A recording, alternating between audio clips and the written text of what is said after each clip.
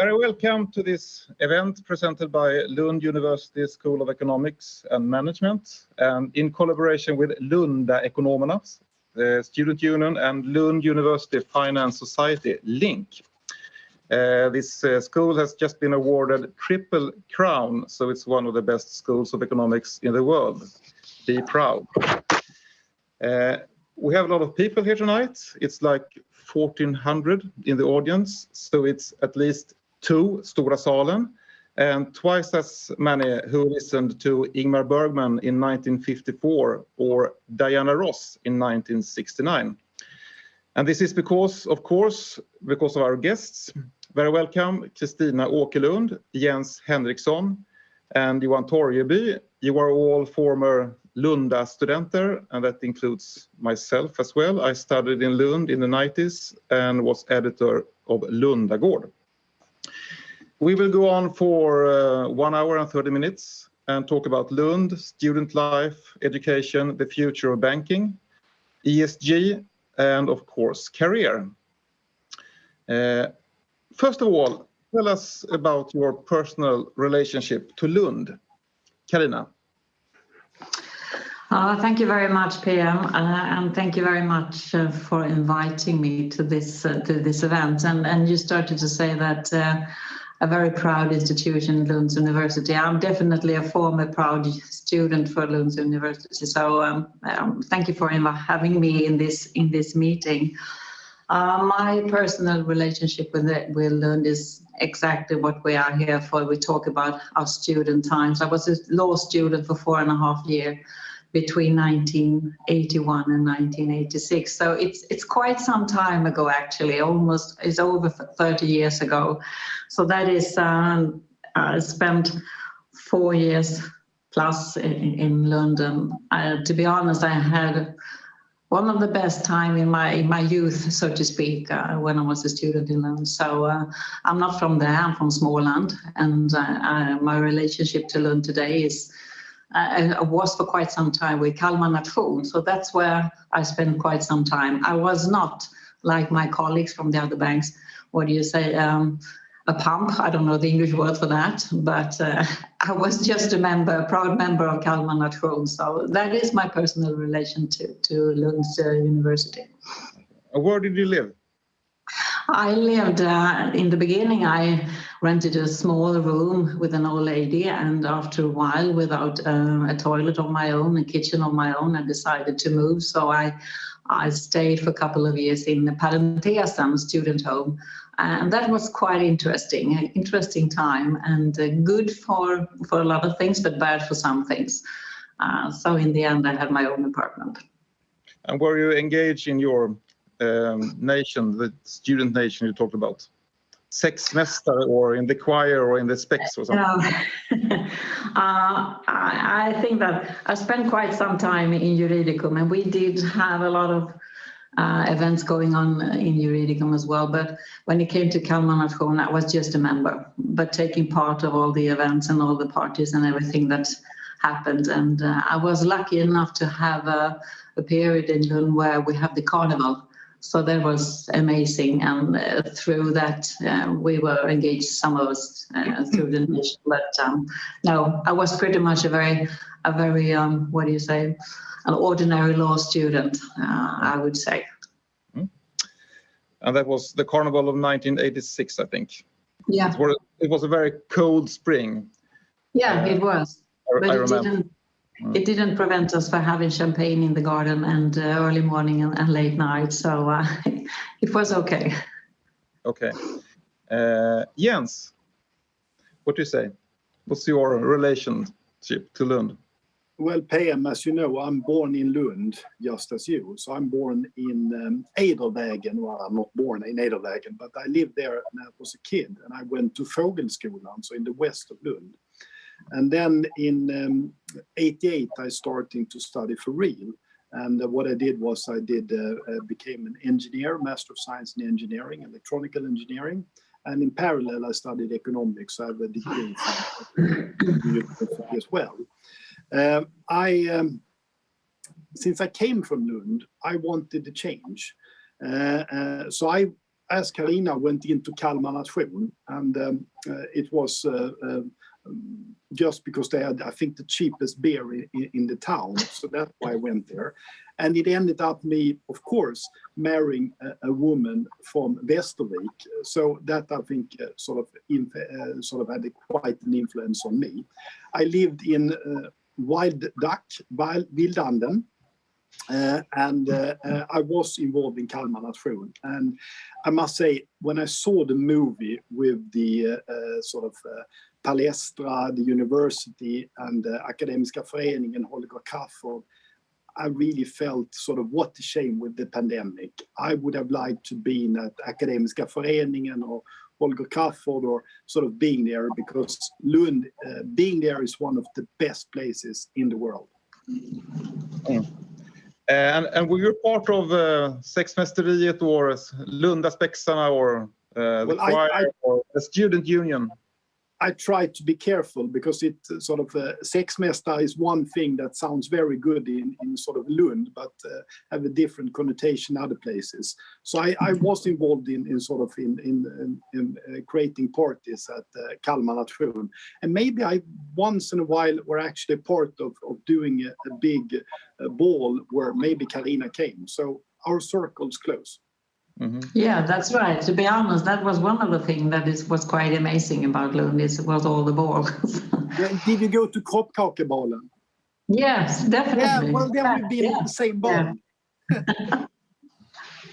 But weren't you one of those students who started up Socialdemokratiska studentklubben? No, I wasn't. But when I was 21 or something, I felt that I missed, since I sort of studied electronical engineering. There was a lot of math, a lot of electronics, but I missed sort of talking about changes in society. The same thing, I think, that attracted you to Lundagård, and I wanted, and then I had my heart to the left, so that meant I joined the Social Democrats then. Right. So I was participating in that for a while. Mm-hmm. Mm-hmm. Right. Together with students like Morgan Johansson and our pumps. Johan, what do you say?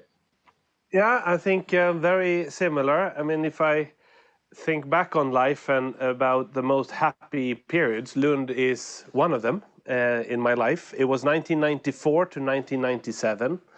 I actually spent some time after the military service in New York.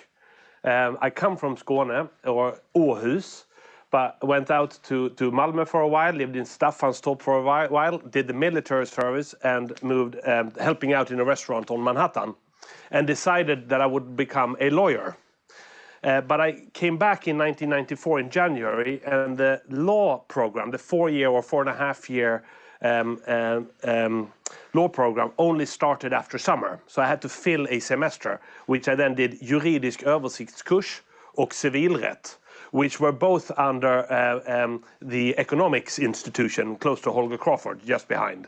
And that 6 months made me change my mind, because I met mostly people that that I felt a passion for in economics.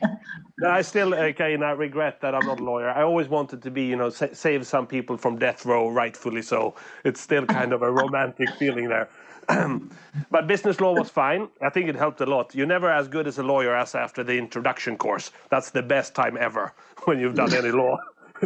But then I did economics and statistics and econometrics, and found a very strong interest in financial markets. I was part of Linked, and Link was very nice to go to see some international banks and understand what's going on, and it was a lot of happening in the fund industry. So my dream at the time became to be a portfolio manager, and that's how it all started. Okay, and where in Lund did you live? Östra Vallgatan, the blue house we called it. It's still blue because I was there last year and gave a presentation to some students, and I passed it, and I painted it with a friend myself. And it's still the blue villa next to the Botaniska trädgården on Östra Vallgatan, the botanical garden. And I rented it myself, and then I had 3 friends join me, and we shared 4 of us, 2 on the upper floor, 2 on the lower, and it was mostly partying around Malmö nation and Gothenburg nation. if I remember rightly, that was Thursdays. They altered. Casanova was one of the name, and the other one I forgot. But then I was very active playing music. So I was around on all the nations playing drums in different bands. When indie pop was really the thing that we were into in those days. Värmlands Nation had the best kind of concerts.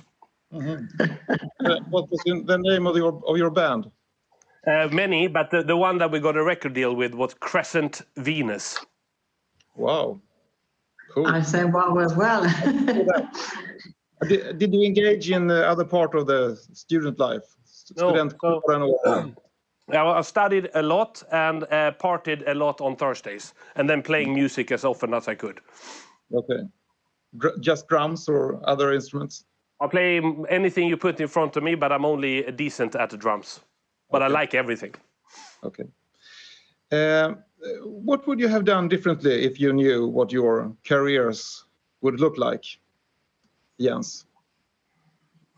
No, I think I would have not have done much differently. I think it's important to say that when I hire people, what you do look for is a degree.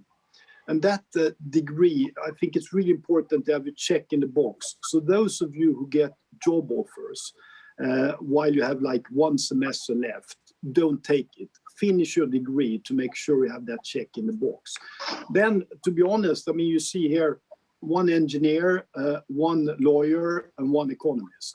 It really doesn't matter that much what you study, but enjoy it. And also the other thing is that also do something unique on the side. Play drums or study art or literature or Islamic or German or whatever, because that added touch will be the ones that will be your unique selling position. Being an engineer that knows economics, being an economics that know neural networks, you get the point. And have fun. That's also important because in the end you will end up working at a bank. But is it something that you would have done differently? I always say study more, but no, I'm not going to go that memory lane. I think I had a lot of, I learned a lot, and I had a lot of use of what I learned. I was writing the government's fiscal bills, or the sort of spring bill and the budgetary bill, and formulating the economic policy of the government for almost 8 years. And I could use everything I learned, from neural networks to sort of economics to juridisk översiktskurs and so on. I had a lot of use what I learned. Johan? Based on my career, I think it worked out pretty good, so I wouldn't change anything. But my regret is probably the opposite. I was not keen to leave Lund. I was not in a rush. I actually decided in my second year to do my fourth year in London School of Economics. Lund at the time had no kind of cooperation. You had to do everything yourself. It was a lot of tests, and you had to get professors and share your grades and things. And I got in, and it was one of my proudest moments, because I really wanted 1 year, not to take the degree from LSE, but to do what they at that time called the general course. So take a year, do the most advanced kind of quantitative macro or microeconomic courses, and you could use it for your degree at home. Today, I hope it's different, because there was very little international outlook unless you did in the kind of 6 or 7 schools that had a formal education. But I do kind of regret never doing that, because I actually got a job for Jens Bank, Robur Asset Management, Swedbank's asset management arm, as a 22-year-old. And then it went downhill. And then it crashed everything. And taking that job is my only regret. After that, it worked fine. No, I'm kidding. I would have loved to do more. I'm a little bit of an academic romantic. I really love introduction courses. If I could do it all over again, not that I wanted to leave, but I took a job offer that I thought I couldn't refuse, and it worked out well. But I would have loved to do a year or two in a formidable international institution, and also broaden myself a bit, like you said, Jens, to do some things in the kind of humaniora, in some other fields, because I think it's so eye-opening to be in Lund, get introduced to the academia, understand the value of science. And today I feel a huge difference between people respecting authorities on a topic, domain expertise, compared to where I'm very worried some of the world is going today, it's opinions. And opinions to me is very different from having skills. Thank you. What do you say, Carina? Would you have done anything differently? Oh, I think that looking back over 30 years, I think, no, I mean, the simple answer is no, I think I had done the same. I mean, if I knew then what I know today, I think I had done the same. I mean, the intention of studying law was definitely not to end up in a bank, that's for sure.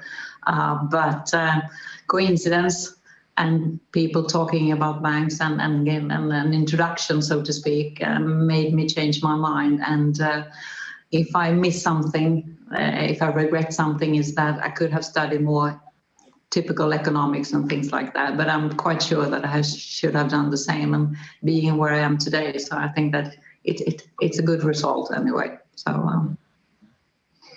And then the key question. I mean, you are two former students, and you are now running the Swedish banking system. So is there a sort of connection between Lund and your job just now? Is it something with Lund that made you a banking director? Johan? Maybe. I don't know what's in the water, but we were joking about it because SEB has a very proud and long history of Stockholm's Handelshögskola.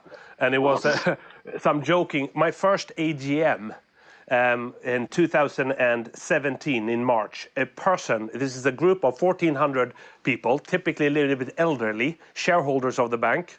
And there was one individual standing up and asking the board how they could do such a big move and dare to put someone from Lund into the CEO. And this was publicly, and I was just laughing and saying, no, I agree. I don't know. I don't understand how they dare to do that.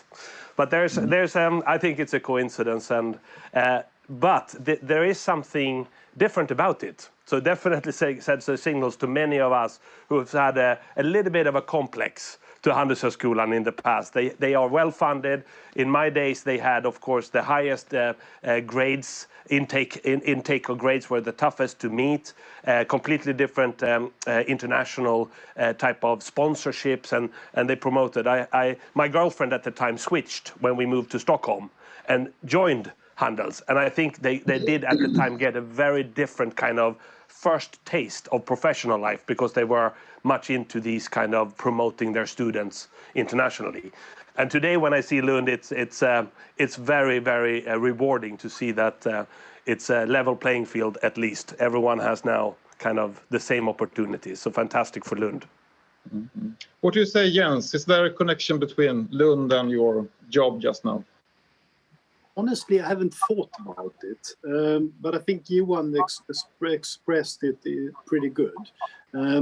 I think Lund is one of the top universities in Sweden, and I think the sort of width of what's happening there, and the sort of I think how forward-leaning they are. I don't think it's a coincidence that the three of us ended up at the helms of our banks, because I think the reputation and the sort of professional knowledge in Lund has sort of taken further steps up as we speak, that's going on. Carina? Well, I completely agree with what both Johan and Jens said, and I think that just having a degree from a university, it's a remark that you have done something and you have done it from a university that is really high ranked. So of course that is a good ground to stand on, so to speak. But again, being where we are today, I think it's a lot of coincidence, but being able to lean on a good education, no matter what it is, if it's economics or engineering or law student, I think that is something that give you self-confidence to move forward. So that, for me, has been very important. And choosing to be in a bank, I mean, I had my graduation in the mid-'80s, and maybe some of us know how it was back then. So banking and financing, investment banking and so on was really the high top where you wanted to work. So I think that taking my education into that environment, so to speak, was very helpful. Okay. Could I follow up a bit? Because I was thinking while Carina was speaking, and so for me it's very obvious that if you look on Sweden, let's be very honest, that Sweden circulates very much around Stockholm, and that means that if you're in sort of have a Swedish perspective, you always, for me being from the south, you look up to Stockholm, both figuratively and sort of geographically. But I think the difference is that in Lund, you feel more a part of Europe. I mean, you know who the mayor of Hamburg is. You have a knowledge of the mayor in Copenhagen. Well, now with the pandemic, it's different. But if you meet somebody, you say, hey, let's go to Berlin over the weekend, that would not happen in the same way here in Stockholm. So I think sort of being in Lund makes you sort of, in that sense, more international. Being in Stockholm makes you more sort of focusing on Sweden. Interesting. Do you have the same feeling, Johan? I do. It's there's a lot of. I was of course 10 years or almost 10 years at Morgan Stanley in London, and 3 of those years I was what's called the assignment associate. It's a young professional early in their career that takes care of the very young professional, the analysts or and assign work. You also part in recruiting, and of course there was always this kind of difference between the universities that a firm like Morgan Stanley picks to go and market themselves. In Sweden, it's just one. It was at the time Stockholm School of Economics. It was, I think, Bergen and Copenhagen Business School, etc. Now, so then you had entrepreneurial people from Lund who was just applying anyway. There was nothing limiting anyone. It was just not an orchestrated marketing exercise for 2 days, which everyone in the firm needed to take part on from time to time. And there you can very much sense that if you were in Stockholm most of your career, many from Stockholm lived at home during their career. They did not acquire some of the things that are very natural for people from Lund. And that is the first life experience. Most people in Lund, if not all, maybe you 2 guys lived at home because you come from there, but most people don't. It's your first adult kind of experience of taking care of yourselves. Then you have this international outlook where Copenhagen is 10 times more frequently visited than Stockholm. And Copenhagen, to me, is kind of the only real cosmopolitan place in the Nordics. If any, that's probably the one. And you have these kind of tweaks to your experiences that I think could be spotted as if we are looking for a difference. And I think they help.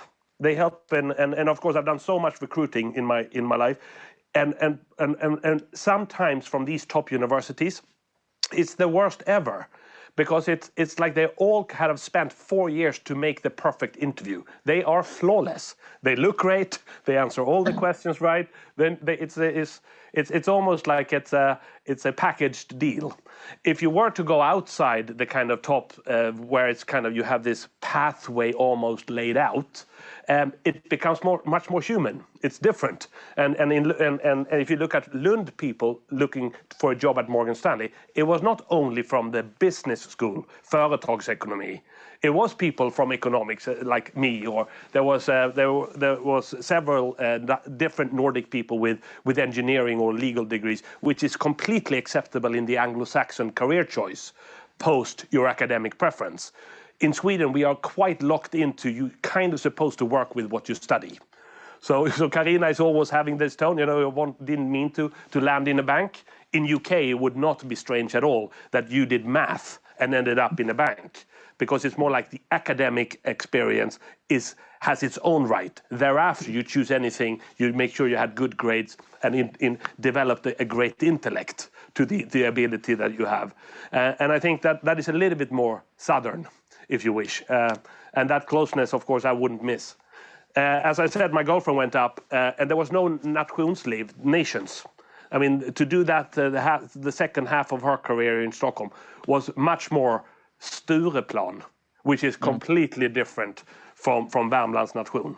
And I think they both have value. There's nothing right or wrong, But I'm really, when I have the 6-year-old and an 8-year-old daughter, and I will do everything in my power that they go to Lund, and if not, maybe Uppsala, to get this. And of course, they are grown up in Stockholm, so I would really cherish this kind of a little bit of a wider experience. What do you say, Carina? Did you spend your weekends in Copenhagen or Berlin? Sorry, I didn't hear. Did you spend your weekends when you were a student in Copenhagen or Berlin? I completely agree when Johan is talking about Lund in that perspective, because I knew Copenhagen definitely better than I knew Stockholm when I finally moved to Stockholm. So from that perspective, I think he's completely right. So yeah. Okay. Right. Then we have a question from the audience and from Per, please. Hi there, Carina and Johan. My name is Per and I study a Bachelor in Business and Economics. So I have a question for you. What has been the most meaningful for you personally about your study time in Lund? Yes, thank you. We have been talking a bit of it, but what's the best part, would you say? Jens?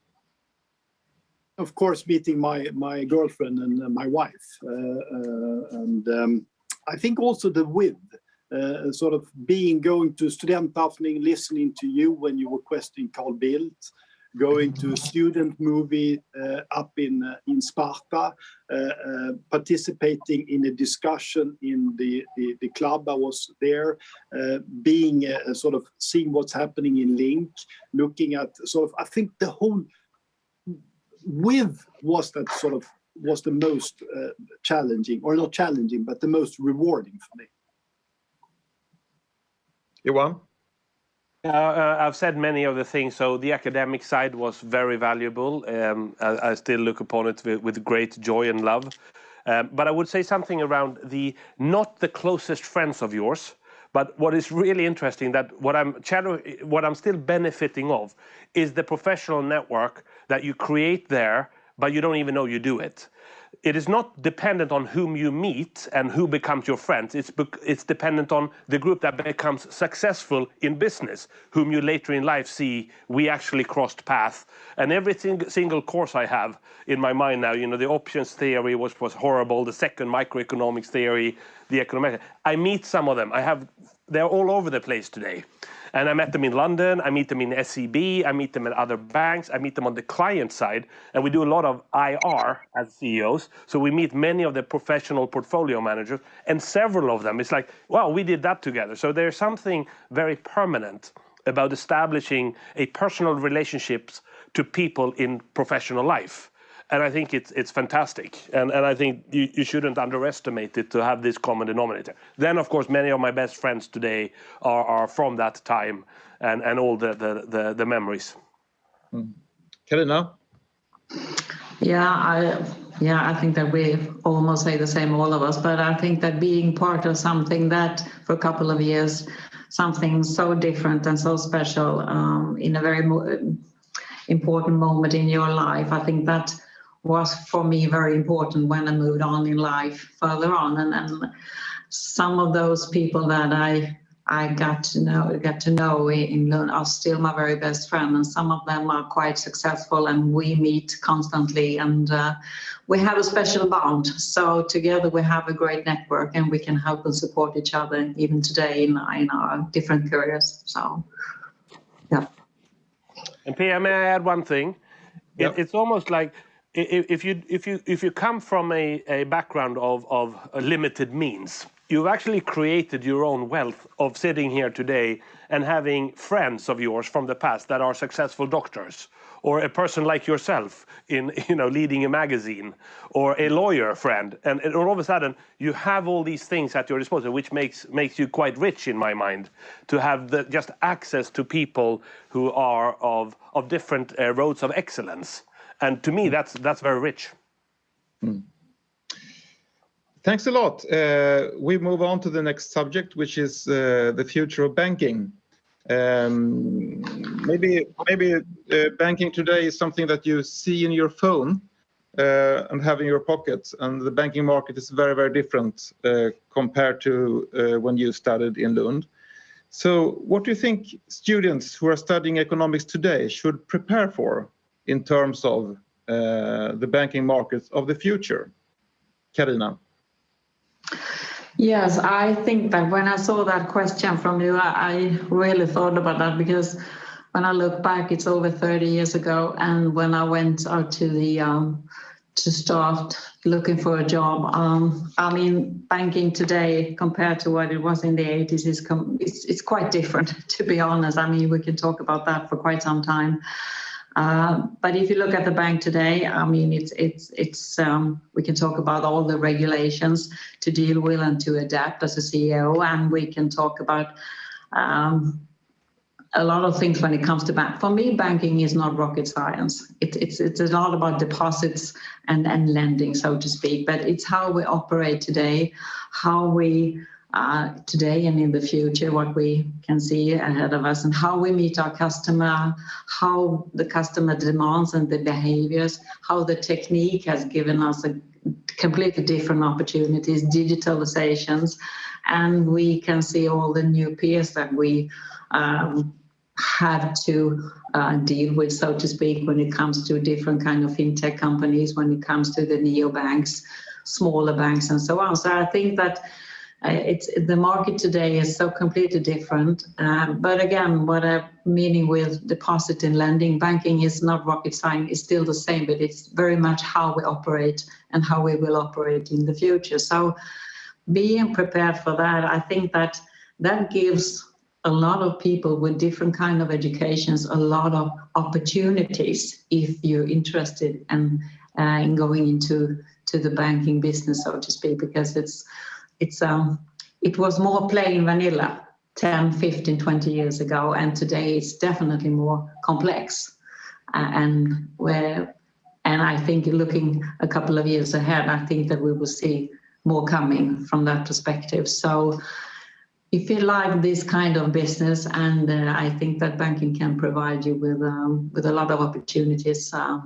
If you are economist, if you study law, if you're engineering, or whatever you are, I think that that has definitely changed for me. That is very much different. Mm-hmm. Jens, if you look at the bank of tomorrow, is it more a tech company, or is it still a finance company? Well, I don't think they exclude each other. I think it was Johan's predecessor, Annika, who said once, IT is bank and bank is IT.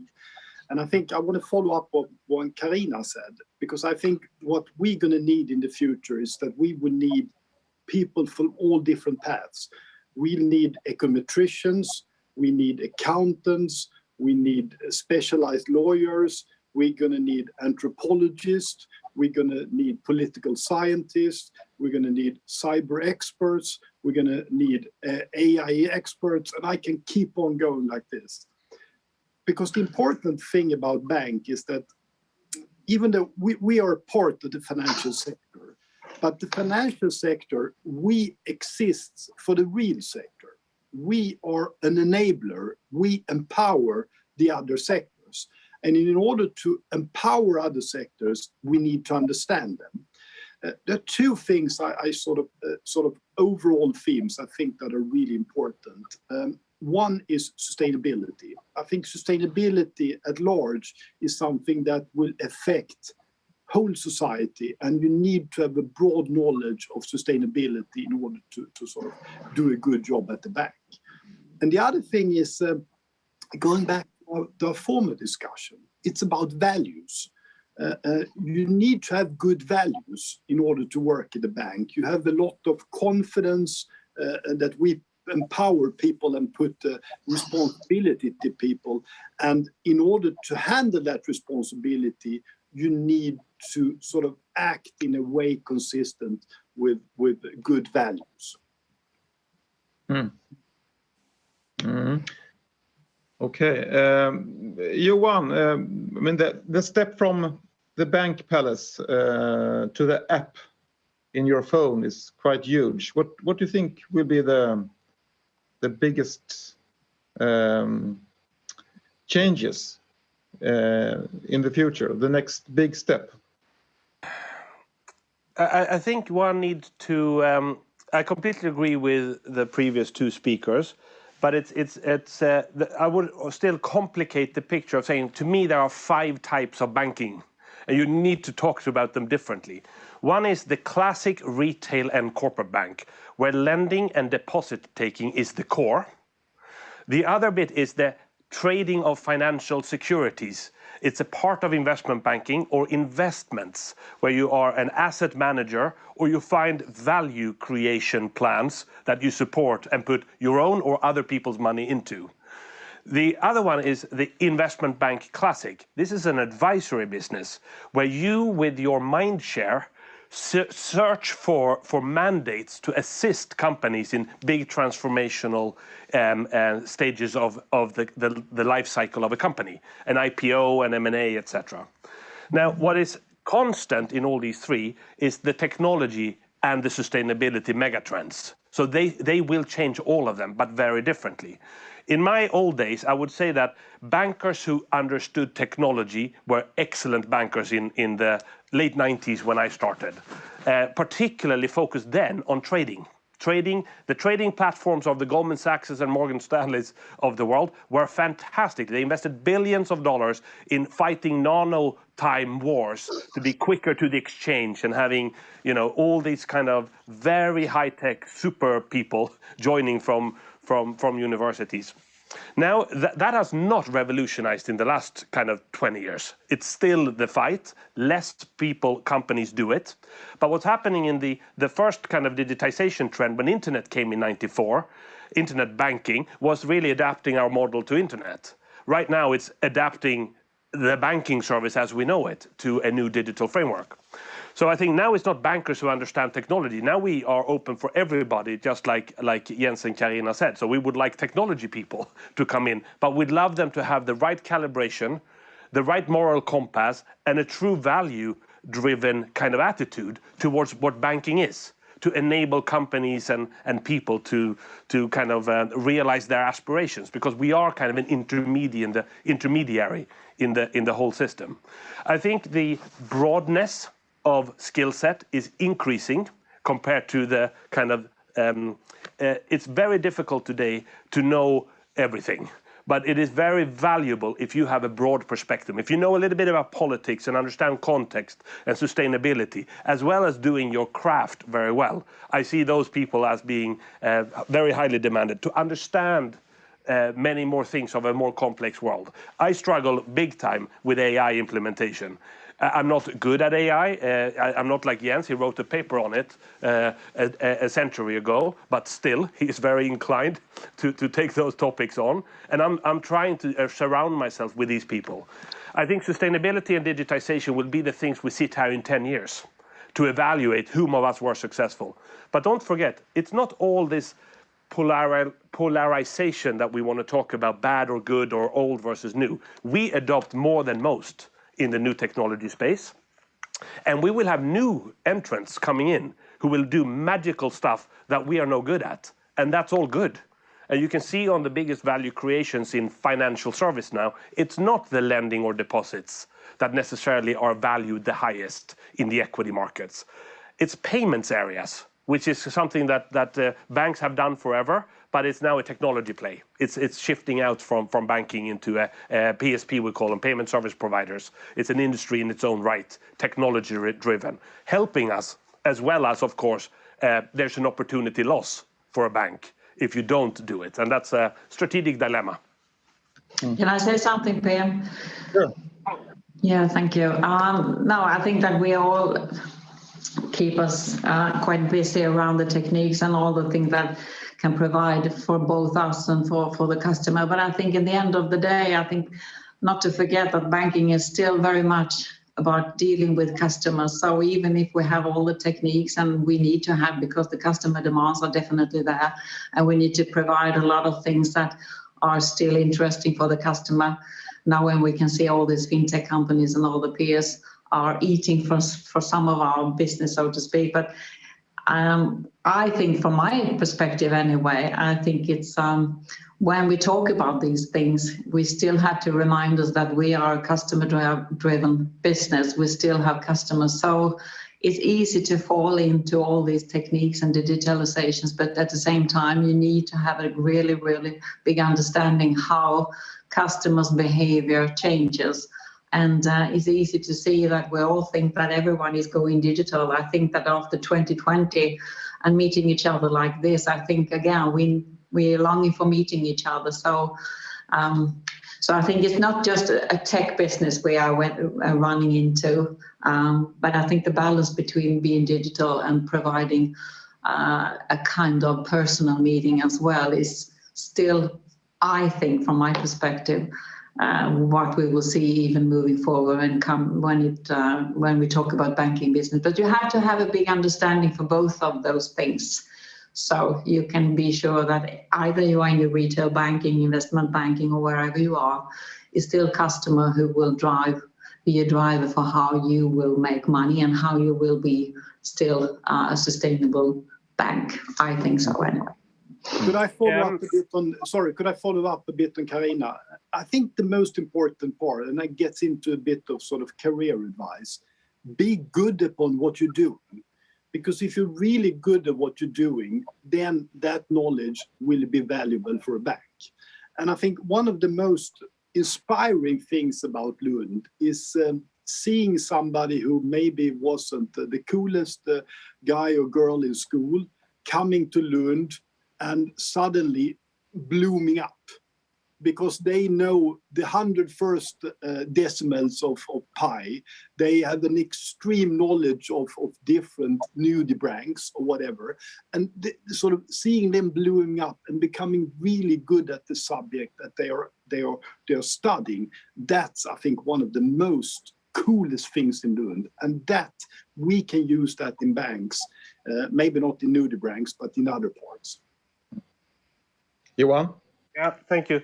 I was just thinking about your question to make an example. We are 15,000 people in SEB. We are definitely more than 3,000 in hardcore tech, probably 7,000 in those kind of hardcore and soft tech. So almost half of the bank is in those areas. On the other hand, we are in the process of hiring 5 junior professionals to corporate finance. This is the advisory-led unit in the bank. And I must say, we talked about it today, it's remarkably similar to how we recruited my first year in 1997. It's about people, passion, interesting clients, ability to do good advice, with one big exception. What we're asking of today is people, and people listening into this session today, the 1400, it's the transformation of the energy sector and the sustainability bet. So when we're hiring most people now, we did 40 people last year, is in the energy transition. And that's not something I'm skilled at, but we are now using it. So the sustainability area is also affecting, we need to acquire young people's energy and skill, because we're not going to change this tomorrow, but we are starting today to try to change things. And that's the difference. But the kind of core competence is very similar. This is very different from where we are now hiring new software engineers and AI specialists and UX designers. Those are new things. And right now, a bank is kind of, like Jens said before, it's kind of anything you do is probably going to be required in the future of banking. Now, you were responsible for traditional bank companies, but if you look at the big platform companies, they have a very, very strong relationship to the customers, maybe the strongest relationship there is on the market. Would that be a challenge for you, would you say? Will Facebook suddenly become a banking company? Jens? Well, of course it's a challenge. Of course, I would say that. But you showed your phone, and I expected it recently. I expected to show sort of Swedbank app there saying that you just received your latest bill from Dagens Industri or whatever. My key point is that we as banks are in many ways sort of a part of people everyday's life. And that's why we say that we want to sort of be a bank and financial services platform. And we need to leverage that. But of course, it's a big fight about who will be the end customer interface, and the Facebooks and the Instagrams of the world will in the end be competitors. One good thing though is that I know in the US, if you would write a movie 10 years ago, the villain would be a CEO of the bank.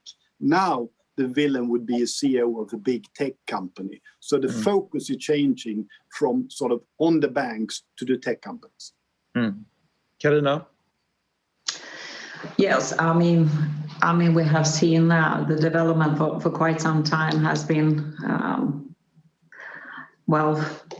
both challenges, but at the same time, it gives us a lot of opportunities. And I completely agree with Jens when he said that I think that what we struggle with together, or besides all these new companies, the tech companies, Facebook, whatever, is to still keep the interface with the customer. Because I think that and that is, for us anyway, very important to do so. But again, I think that they will definitely provide a customer demand, which I think maybe large bank will be, maybe we will not be able to be there if we're not decide to cooperate or things like that with those kind of companies. So, but I think that what we all do is to make sure that we have the solutions and we take care of the opportunities that we have as a large bank. Really balance sheet. So I think that we can do more, and I think that's what we're all striving for. Johan, do you think Facebook will become a problem for your business in the future? Both yes and no. I think I just agree with everything being said. It's a lot of retail, but think about the model these platform providers actually disrupt. It's in the sense of consuming. A lot of things happen in your life. First of all, you need to transfer the money in order to exchange it for the good or service that you have acquired.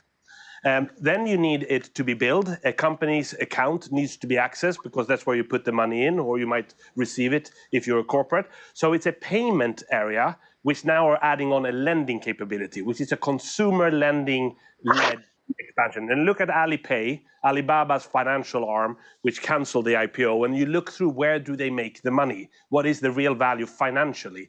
It's around payment fees and or consumer lending as consumption-led lending. Now, many don't know, is not banks. So there's actually a wholesale. So I'll take the corporate perspective now. And every one of them more or less need to ride on the banking infrastructure. This is a challenge. It's a challenge for us in the future because we've invested a lot and it's very costly.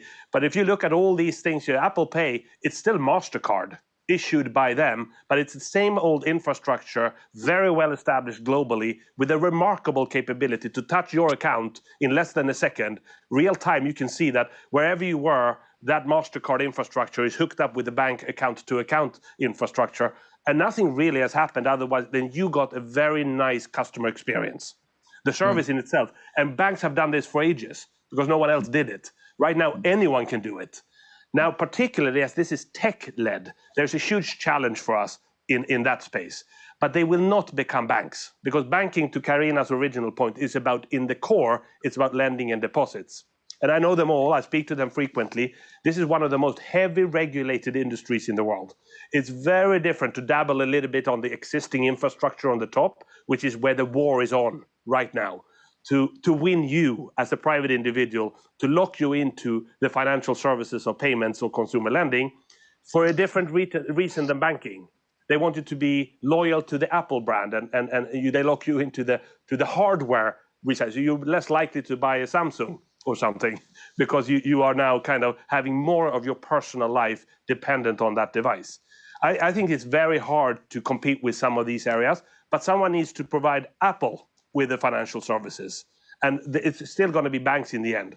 And everyone who's now trying to become bank, I find them to be more or less, the jury is out. So on the core value creation of being able to have a large balance sheet, heavily regulated, the right and trust you need to acquire to gather deposits, and then on-lend it, which is kind of the core of what we're talking about. That is not that easy to replicate. In the payment space, it's a big challenge, and I think I completely agree with Carina. The risk is that we lose some type of natural interface and become slowly but surely obsolete because you can provide these services. And then the final point, don't knock banks too much. If you were to look at the number of logins to our app, Handelsbanken or Swedbank, you would be surprised that we probably have more logins per day than some of the retail sites that we often talk about. I only know one that beats us. That's Dagens Industri. That seems to be the one that people log into many, many times a day. Number 2 comes financial services. It's one of the most frequent services that you use on a daily basis. Together, the 3 of us and others have developed something called Swish, which is a real-time account-to-account. If you add those transactions per day, which is the bank service with the bank ID, which is the validation, which we also did, you can see that this is a very nice opportunity for us. What do we do with this enormous captive audience? And I can just, we are probably half the size of my 2 dear colleagues, and we have 80 million logins per quarter. I mean, that would be nice, even for Dagens Industri, to have another 80 million readers per quarter. And we don't, we don't using that information because we are a trust business, a bank. This is what the tech companies have understood. If we can get into that kind of frequency flow, because people check their accounts and they do payments every day, and they are monetizing on that, and we are not. Very interesting. Do you have any comments, Jens or Carina? No, I think go ahead, Carina. No, I think that we are talking about almost the same thing, and I think that just to emphasize what Johan said, I think that the regulation that came into a couple of years ago, some of the regulation that gave all the other banks, all the neobanks and the fintech companies, all these opportunities to use the big banks' so-called use the infrastructure in a way to make their own business. And I think that, again, is something that we can provide ourselves, but we gave them an opportunity. So, that's my only comment. So, of course, it's a challenge. Yeah. Okay. Then we have a question from the audience, another one, and it's Peter, please. Hi, Carina, Jens, and Johan. My name is Peter. I'm studying my 4th semester on the Business and Economics program here in Lund. How do you think the development of the cryptocurrency market will affect the current global banking systems? Very, very good question. Jens. Thank you. I think the key point, first, it was good to see links there. Look exactly the same as when I was there, but without the flowers when I was there. It was just coffee cups. I think the key point to understand is that the cryptocurrencies, what they are challenging is not the banks as such. What they are challenging is the sovereignty of the nations. So honestly, I think the ones that are more scared about cryptocurrencies are the governments. And I think what you need to understand that the way both the Swedish Riksbank, the Federal Reserve, and the European Central Bank, how they act, and we're looking into different electronic currencies, is because they want to protect the sovereignty of the nation, of the currency. So I think that's the first one. Now, I think our challenge will actually become more towards the e-currency, sort of within the sort of framework of the nation.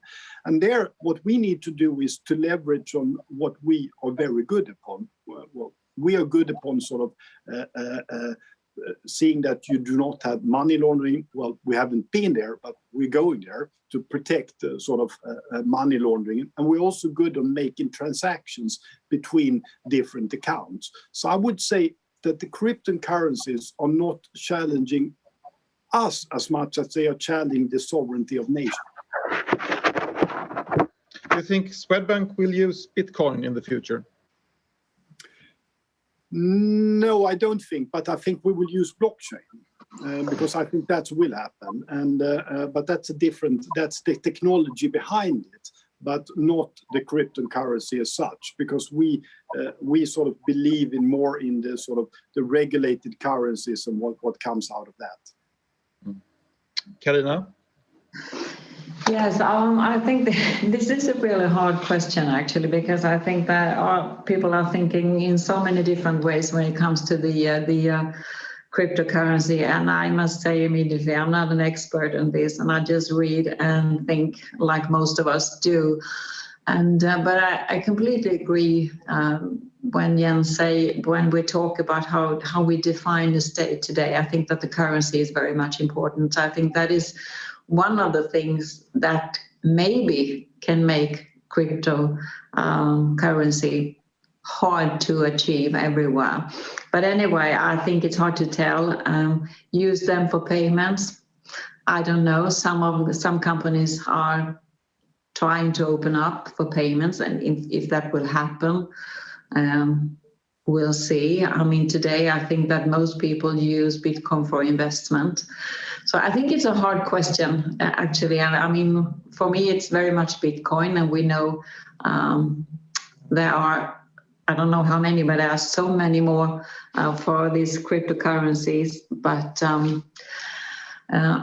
for me, for the moment, it's hard for me to say that it will be accepted as payment or things like that. More like investment, probably. But it's hard. I can't see that Handelsbanken will go into that for the moment anyway. So. Johan? Yeah, I'm thinking about how to add something which is meaningful to this debate. But I'll say this. Now I'm going to show that I'm really an old fart who likes economics. And I'll tell you my problem with crypto. And it's not e-currency. E-currencies are going to be fantastic. We actually have them more or less today already. But you have to switch. What is a currency? And now I'll take an example. You remember when we had the barter economy, before monetary system was invented? I used egg to switch it to you for bread. And it was very inefficient, and you had to throw a lot of waste because you couldn't have the matching process efficiently. Money made that available, to have a common denominator in between. And in the end, we regulated that, so it's a guarantee. There's some type of intrinsic value that a dollar is a dollar or a krona is a krona through central bank. So I'm back to the nation state being challenged. Then I look I see a thriller in the American jail system where they play poker. They make up that one toothpick is worth a packet of cigarettes. Because in that closed economy, they need to make up a mutual understanding because they don't have dollars and coins or bills or credit cards. And as long as that holds, that has a value. The toothpick is worth one packet of cigarettes, and they play these things and they trade with each other. Take that intrinsic value and test it outside the prison walls, it has no value. And this is the problem. Then it's not a currency. It's something in between a currency and barter. It's you and I we are agreeing that something in between has a monetary value, but it's still linked to a monetary value or a value of goods and services. So X amount of this is worth a Tesla. But I also know what that's equivalent to in US dollars. So what I'm worried about is that when you have that, you have an asset class. You don't have a currency. I can also trade with you in ounces of gold, but gold has an intrinsic value. So I know that there is a demand for gold for industrial purposes, but there's no demand for gold for one of those 1,400 cryptocurrencies. That means to me, in my old schooling, it's fragile. It doesn't mean it doesn't work. It doesn't mean it has a space, but it means that we know from time to time that the lender of last resort, we've just had the central banks bail out the world. And if you don't have it, it becomes something else. It's very much more similar to me to bet on who will win the Eurovision Song Contest. That ticket has no intrinsic value, but it's definitely something I can make money on, invest in, or use a skill that I have to kind of, I have a view on what will win or not win. It's like something like that. And that's why I buy a Bitcoin in the hope that it's worth more. But as long as someone accepts it in exchange for goods and services, which is growing, it starts looking like a currency. But to me, I can't get it. I can't get my head around it. I think it's from a macroeconomist's financial stability position, I see huge risks with a lot of people. Think about investor protection in buying these things. And they are fluctuating like no volatile currency I've ever seen. And I think there's a lot of risks. Sorry for that monologue. Yeah, sure. That's an excellent bridge to the next subject, actually, which is ESG, or sustainability, an increasingly central concept to all businesses. What forces are pressing on, do you think? Is it political systems like the European Union, or the US, or domestic opinions, or media? What's the force behind this huge trend? Carina? Yes, this is a very interesting question, I think. And I think that when it comes to ESG and sustainability overall, the whole society today has put this issue on the table. So I think for everyone, wherever you are, it's impossible not to deal with it in a way. And so that is good. I think it's very good. And we talk about environment and the social equality and diversity. And I think that from my perspective, I think those issues is it's not contradictable when it comes to doing business, making business, and so on. So I think that again is something that is it's very important now. As I can just summarize it like that. And so I think the opinion and the whole society and the demand from everywhere is the big pressure on this issue. But of course, we can see it in the EU and the coming regulations and so on. But again, I think that the timing is perfect today with all the information when we look at the environment and the climate change and so on. So I think, again, to stand beside that and not be a part of the transformation that the whole world needs to go through, it's impossible today. So for banks, I think for us, it's a huge possibility. It's a huge obligation that we have to remain sustainable in the way we do business. For us, paying taxes, being good citizens, and so on. But at the same time, to make sure that we can help investors and we can help corporate to invest to be a part of the transformation looking ahead. And we have signed a lot of sustainable deals, and we have these Paris Agreement and so on. So of course that we are going to be part of that. So again, I think it's a good opportunity for us to be a part of that transformation. And so we will have a huge impact, I would say, looking forward when it comes to these questions, sustainability, the ESG, and to make. What do you say, Jens? Are there any backsides when it comes to sustainability and all the regulations and the way you are running the banking business today? Is it, for example, harder for you to take risks today? No, I wouldn't say that. I think the backside will be more regulation. And that is sort of, in one sense, it's good, because in the end, the question you asked Carina, sort of what is the sort of the important factors. And for me, the key points are facts. The facts are clear. And I think sort of we know that our planet is heating up. We know that we need to stop this, otherwise we would have catastrophic consequences. So the facts are crystal clear, and we need to act upon this. And we need to act upon this because it's good. We need to act about because it's profitable.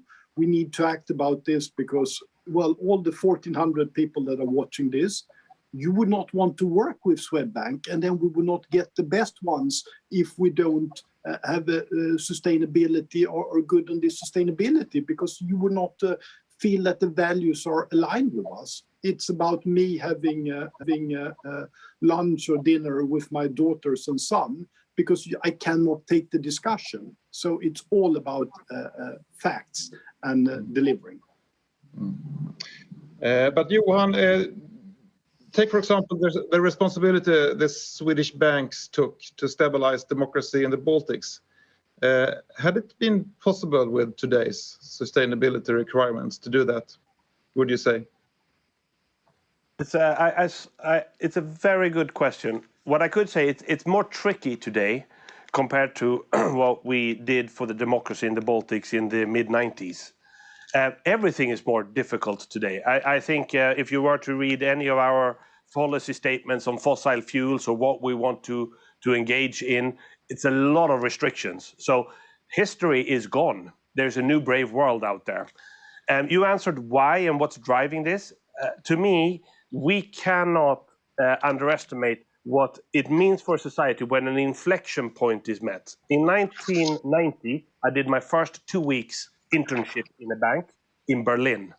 And I lived with a German family who were environmental activists. It was a shock to me, 16 years old, to learn about how they separated the trash, renewable recycling, that you couldn't use an automatic gas pump for your cream pumps that you can buy in the stores today. And I just find exactly what I learned then has just had its inflection point, maybe in the last 5 years, when enough people starts caring like these people did way back in my life, and it becomes it's us, it's not politicians, it's not regulation, it's the general society and the interest and insightfulness of the general public that drives this. Then politicians jump on it, and of course there's still a activist role to play, to activate people, to mobilize people who are still not believing in that action needs to be taken. Or any other kind of exposed industry, which I would say bluntly, all of them are. We're very focused in Sweden on the fossil side. In the Baltics, we've had, of course, a lot of fossil dependence, but we've also had the money laundering issues of opening up in the east, and all the kind of the backsides that ended up to, which is kind of know your customer type of sustainability type of banking. But you also have the fashion industry, which is, of course, in other countries, we are very discussed. We never talk about nuclear in Sweden, but that's what we talk about in Germany. So in Germany, they like gas because that's part of their national kind of strategy to get away from coal, because they don't like nuclear. So if you start sitting in my shoes for a day, you see that it's an impossible, non-fact-based, opinionated world. But what our facts are the things Jens said, and I assume we all want to live in a clean world in a responsible way. And now we need to mobilize all of us. And I'll do a challenge to the listeners here, because I have now for the last 10 years and accelerated a lot, been into this science-based target. Science-based target by activists, by NGOs and everything else, and by us, has now been the new norm. Paris aligned is kind of science-based, principles for responsible investments, etc. But I would like some science-based targets or actions for banking, because there's no academics in the banking industry who's coming up to what the conclusion is. Banks need to stop engaging with damaging companies. But in my book, every company is kind of damaging. Most of them consume more than they should, except for the very small proportion of carbon capture venture capitalists that we do very easy, because it's a super dark green. But I really would like a map now, which we are working on through the taxonomy and the UN and Bankers Association, that we need to understand what impact does it have that we do not finance coal in the US. We have no exposure there. So how much good are we doing? So the debate is not having only one simple answer to a very complex question. Stop engaging with everybody. In my book, this is what we all have to do. First, you need to decide as an individual, as a company, as a representative of a university, do you want to engage or disengage? Both aiming to make the world accelerate in a positive way. One way I do it personally, privately in my life, is disengage. I don't buy products. I choose an electric car. I therefore buy no combustion engine. I have to vote with my feet or my wallet, because I do not have a seat at the table. As the representative of a bank, I have an enormous opportunity to influence by keeping my seat at the table. The power of capital, the power of movement of capital, the power of challenging clients, but not being their police. I need to take that responsibility. That means I cannot disengage. Disengaging is not the universal tool. I think we need to do both. So you need to pick your fights, and this is where I'm going to engage. And they are going to be the trickiest industries: utilities, energy production, transmission, oil and gas. That's where you now need the transformation to happen. And just to end on a positive note, this is the biggest opportunity in banking ever. So if anyone want to join, this is the time. EU estimated the next 7 years to require more than 3,000 billion euros in transformational investments. If you're a bank, that's music to my ears. That's fixed installment that needs to be financed, and this was by the private sector. They will do 2,000 billion or something like that by themselves. So this is a huge opportunity to do this. But it's going to be more financing to many of the most damaging areas, because there the CO2 reduction effect is the largest. And It's a very hard narrative. It's very difficult to navigate and impossible to do the right thing. You just have to learn and try your best.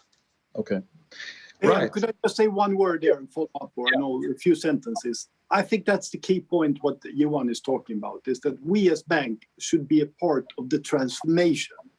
And the difficult thing is to decide where to engage and disengage. We recently took the decision to stop financing sort of unconventional gas and fuel production, because we think that's not needed. We took the decision to stop newly financing to new oil fields, but we are not stopping financing old oil fields, because we still think that there is a use of oil in today's society. This morning, I think more than half of the people in the world, they start cooking their food with gas. So you need to find that balance and to decide, when is it a stranded asset? When should you leave? And we have a few things like coal and other things, but there are other parts you want to participate in the transformation. Right. Okay. Yeah. Can I just have the last word when it comes to that? Yeah, I think that we all, to just summarize, I think that being in a banker today, I think that we have all these opportunities, as I said in the beginning, for the transformation.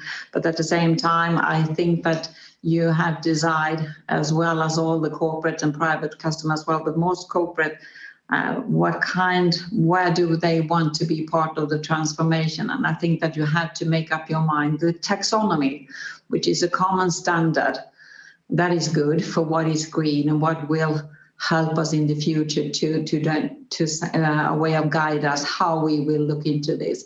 And the taxonomy is very binary. It's either or. Either you're compliant with the taxonomy or you're not. So I think that you have to be very much aware of that. You have to point out the direction very, very clear.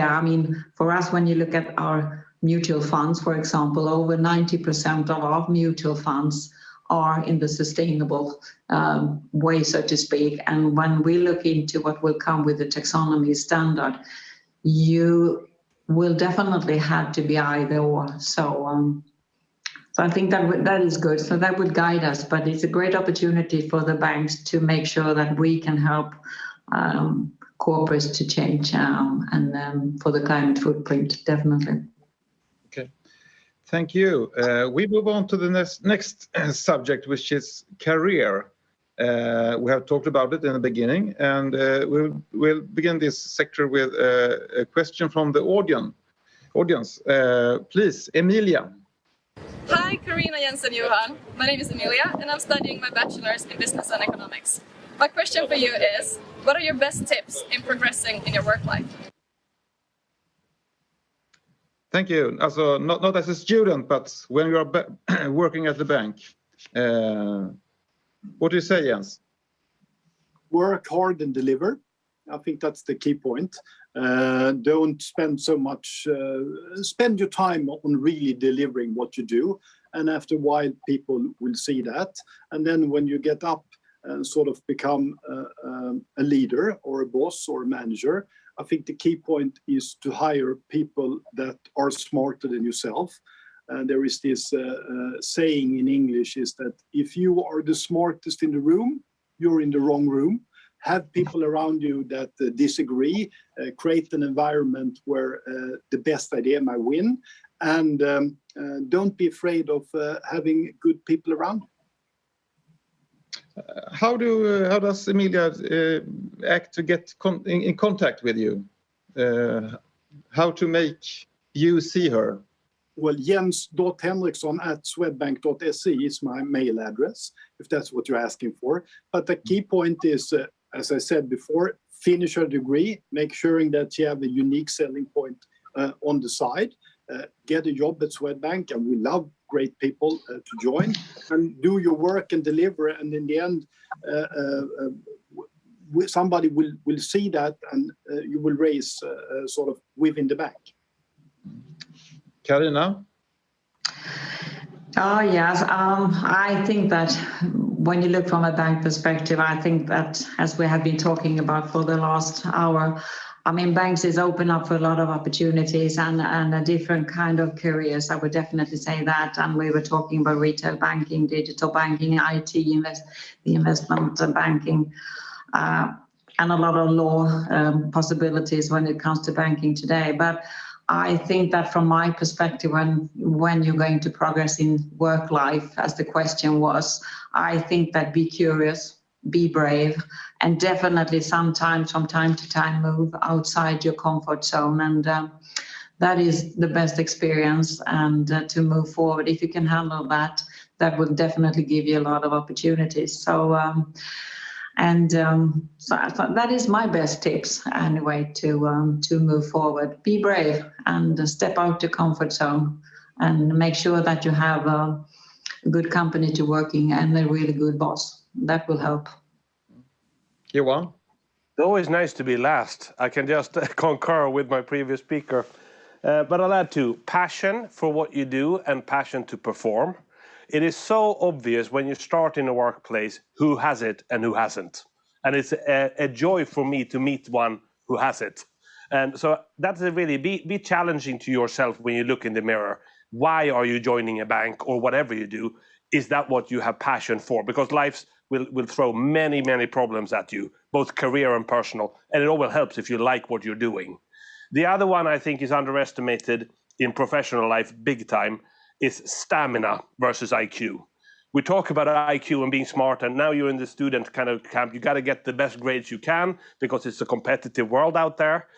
I don't need to disencourage, but we have the trainee program. I just checked 6,000 applicants for 24 spots in the kind of SEB applicant program. Yeah, it's tough to see Emilia, but you only have one thing in my book that always is the common denominator, and that's stamina. Because we all get problems in life. It's the one who all stand up and do it again and don't feel knocked down, which is the common denominator in this world I live and we live, because it's a fantastic world of super professionals every day. I feel fortunate to meet people of the caliber that I do every day, from clients to journalists to politicians to colleagues. And this is, I think, stamina is the kind of the common denominator. Don't give up. Mm-hmm.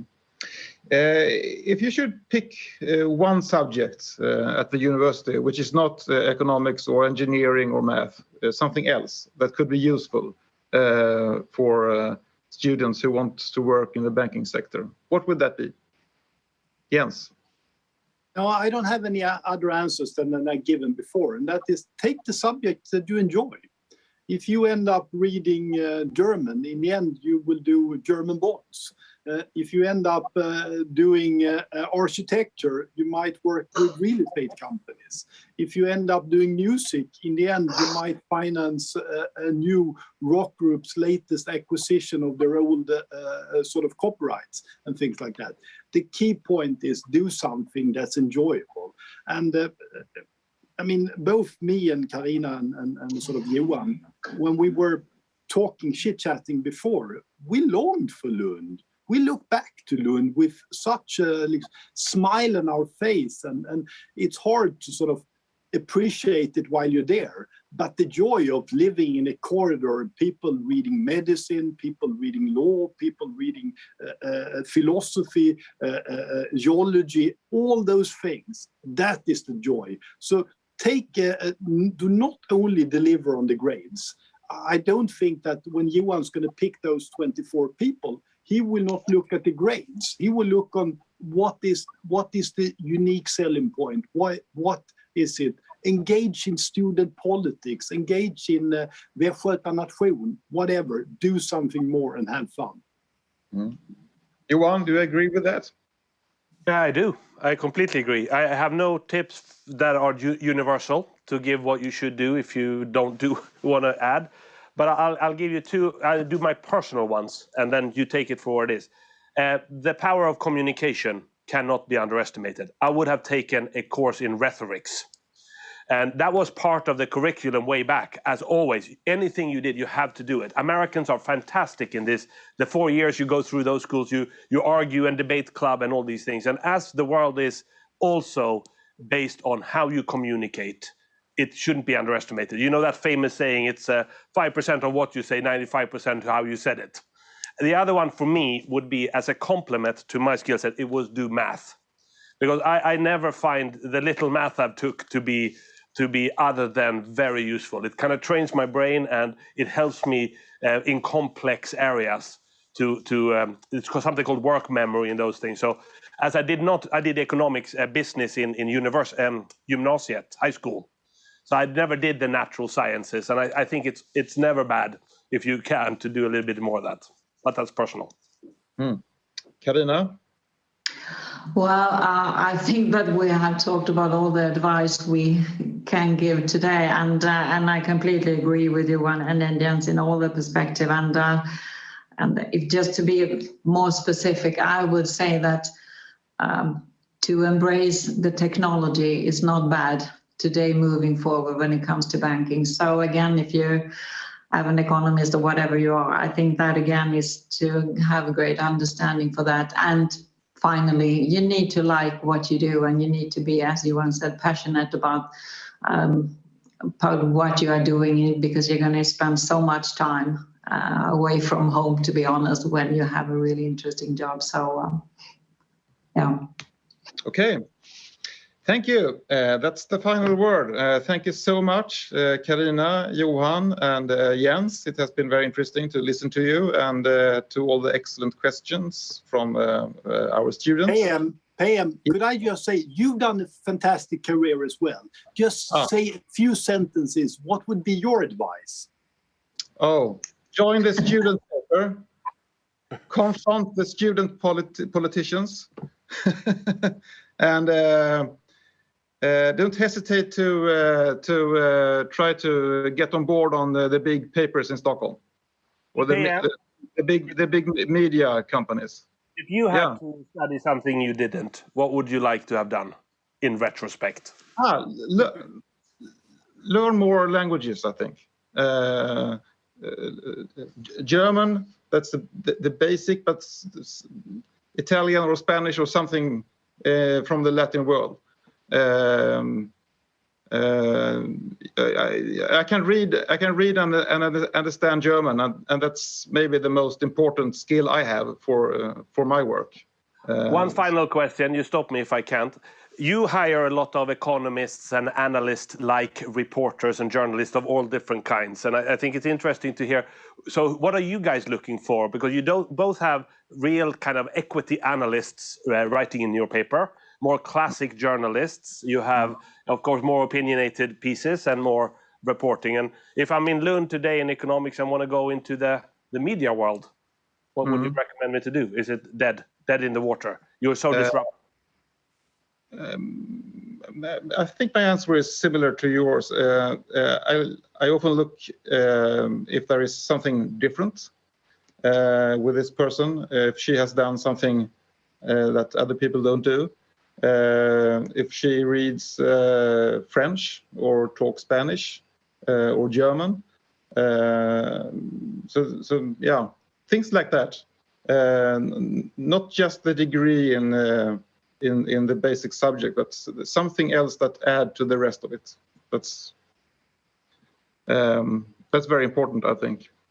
And please speculate a bit about the sort of the media industry in the future. Now you are turning the whole program. Yes, that's the whole point.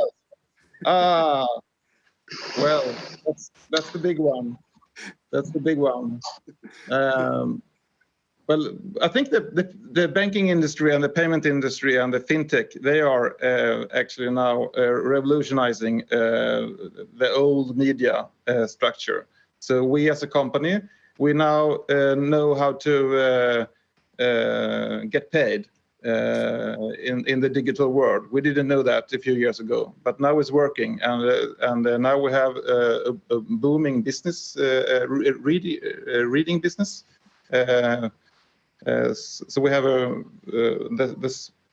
I think we have a circulation of 120,000 or something, and we didn't have that in the 80s. So it's a very different. It's a very, very different world for us now compared to a few years ago. It's very interesting. Right, this will be the final word. Thank you so much. Thank you so much, Jens, Johan, and Carina, and thanks to the audience. I wish you a good evening, and this event will be available on YouTube afterwards. Thank you very much. Thank you.